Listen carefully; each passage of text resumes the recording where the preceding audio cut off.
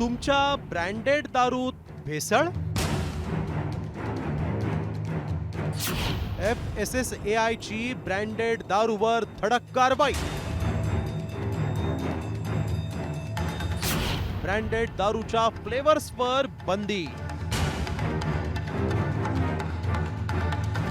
पावसाळा असो वा हिवाळा, भारतात दारूच्या लोकप्रिय ब्रँड्सना नेहमीच मोठी मागणी असते.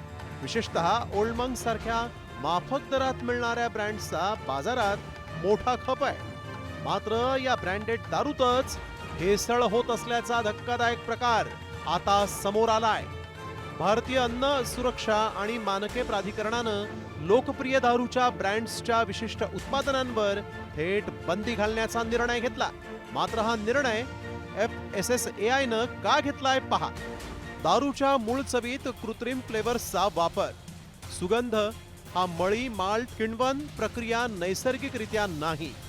नैसर्गिक प्रक्रियेऐवजी चवहीन न्यूट्रल स्पिरिट्सचा वापर. रम किंवा विस्कीत कृत्रिमरित्या फ्लेवर्स मिसळतात.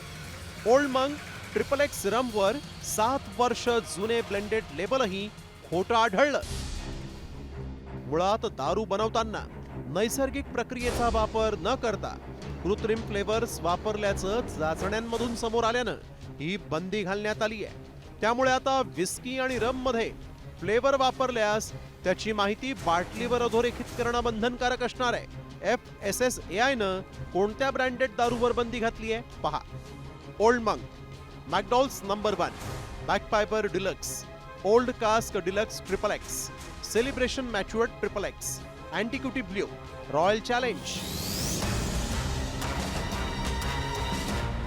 या कारवाईनंतर संबंधित कंपन्यांकडून आक्षेपही नोंदवण्यात आले.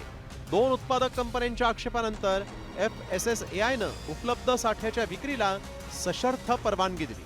संबंधित उत्पादनाच्या पॅकेजिंगवर त्यात वापरलेल्या घटकांचा स्पष्ट उल्लेख करणं बंधनकारक असणार आहे, ज्यामुळे ग्राहकांची दिशाभूल टाळता येईल. त्यात FSSAI नं ही कारवाई संपूर्ण दारू उद्योगाच्या विरोधात नसल्याचंही स्पष्ट केलंय. केवळ नियमांचं उल्लंघन करणाऱ्या ठराविक उत्पादकांवरच कारवाई करण्यात येते. त्यामुळे यापुढे जर मद्यपींना फ्लेवरयुक्त ब्रँडेड दारू प्यायची नसल्यास अस्सल दारूची चव चाखता येणार आहे. ब्युरो रिपोर्ट, साम TV न्यूज.